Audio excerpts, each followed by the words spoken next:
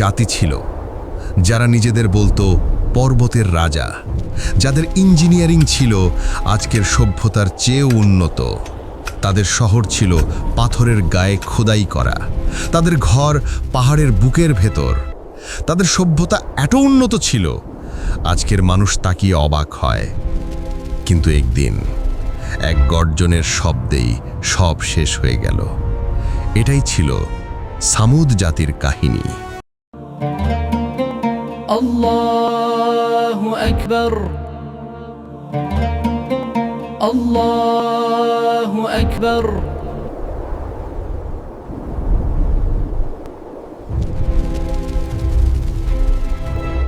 সামুদ জাতি ছিল আদ জাতির পরের প্রজন্ম।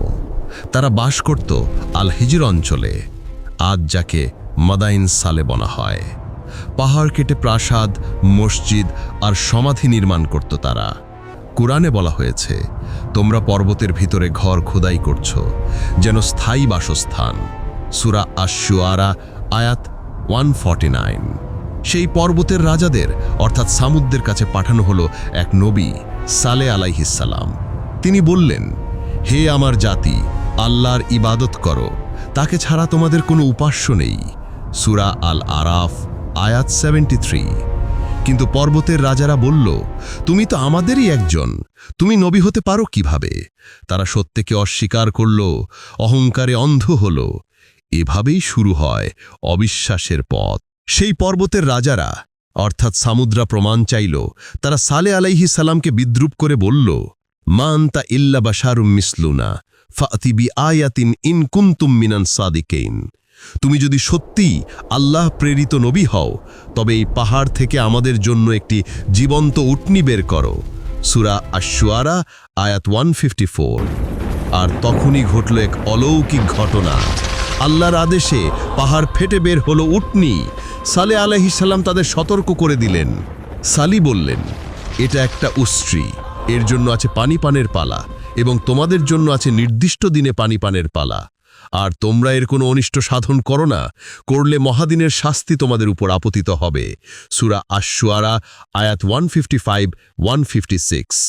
উটনি পানি পান করত একদিন, আর অন্যদিন মানুষ পানি তুলত। কিন্তু ধৈর্য ছিল না তাদের। কিন্তু থামুদ জাতি হেদায়াত নিল না। তাদের মধ্যে ছিল 9 জন দুর্বৃত্ত। তারা পরিকল্পনা করল, চলো উটনিকে হত্যা করি, দেখি কি শাস্তি আসে। এবং তারা সেটাই করল। রক্তে লাল হলো সেই মরুভূমি।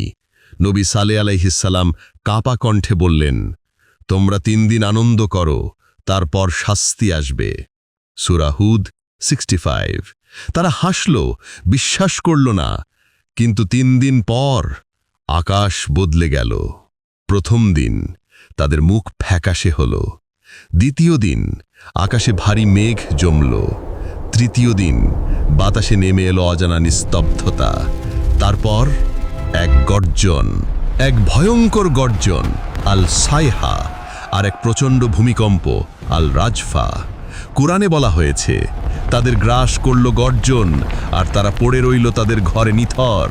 সূরা হুদ 67। যারা বলতো আমরা পর্বতের রাজা, তারা এখন হয়ে গেল মাটির ধুলা। আজও সেই শহর নিস্তব্ধ পড়ে আছে, পাথরের দেয়ালে সময়ের দাগ। নবী সাল্লাল্লাহু আলাইহি ওয়াসাল্লাম সেখানে গিয়েছিলেন এবং বলেছিলেন, এখানে কান্না করো যেন তোমরা তাদের মতো না হও। সহিহ বুখারী। হে মানুষ, সভ্যতা টেকে না শক্তিতে, টেকে বিশ্বাস ও আনুগত্যে। আর এটাই সামুদ জাতির গর্জনের শিক্ষা।